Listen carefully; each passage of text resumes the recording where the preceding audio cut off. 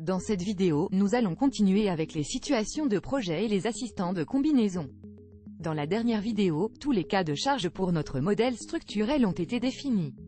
Nous allons maintenant nous familiariser avec les onglets restants de la boîte de dialogue cas de charge et combinaison. Cliquons sur l'onglet « Actions ». Comme d'habitude, toutes les actions sont résumées dans la liste de gauche. Les actions sont indépendantes les unes des autres si elles ont des origines différentes et si la corrélation existant entre elles peut être négligée au vu de la fiabilité du système structural.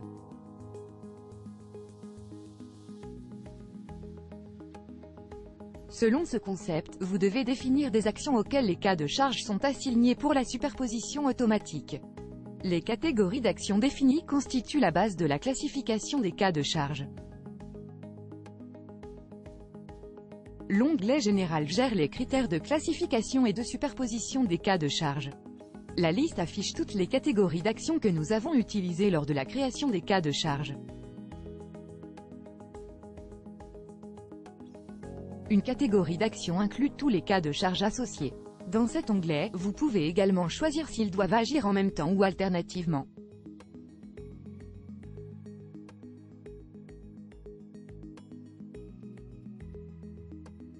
L'onglet « Situations de projet » liste les situations de projet générées automatiquement. L'Eurocode par exemple, requiert le calcul de l'état limite ultime et de l'état limite de service pour lesquels certaines règles de combinaison s'appliquent. Ces règles aux états limites peuvent être analysées dans des situations de projet.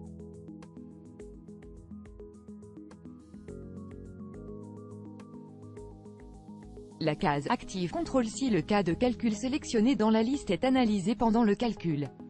De cette manière, nous pouvons exclure du calcul les situations de projet qui ne sont pas pertinents pour le modèle. Afin de limiter le nombre de résultats dans notre exemple, nous supprimerons 2 situations de projet au lieu de les désactiver.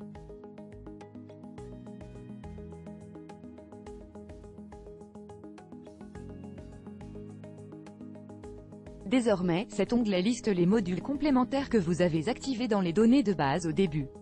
La case à cocher permet d'activer les situations de projet souhaitées pour les modules complémentaires respectifs. Sous Options, sélectionnons dans la liste géométriquement linéaire pour les 2 situations de projet. Ainsi, toutes les combinaisons de charges sont automatiquement créées et calculées selon l'analyse géométriquement linéaire. Dans l'avant-dernier onglet « Combinaison d'actions », les actions sont combinées selon les critères décrits dans la norme. Les combinaisons d'actions incluent toutes les options permettant de prendre en compte les cas de charge contenus dans l'action. Ces possibilités dépendent de la catégorie d'action et des expressions de combinaison.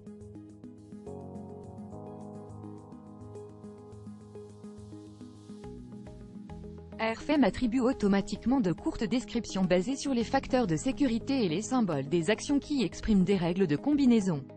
Si nécessaire, vous pouvez modifier ces descriptions.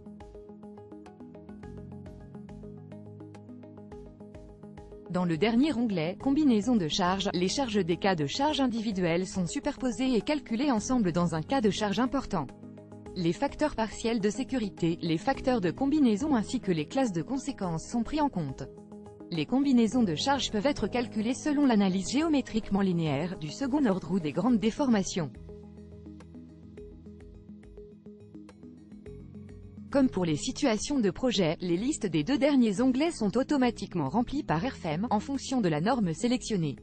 Si vous ne le souhaitez pas, vous devez désactiver l'assistant de combinaison dans l'onglet « Base ». Vous savez désormais créer des cas de charge, définir des actions et gérer des situations de projet. Vous avez aussi acquis des connaissances sur la formation automatique des combinaisons de charges et d'actions. Dans la prochaine vidéo, nous appliquerons les charges à notre halle en acier. À bientôt.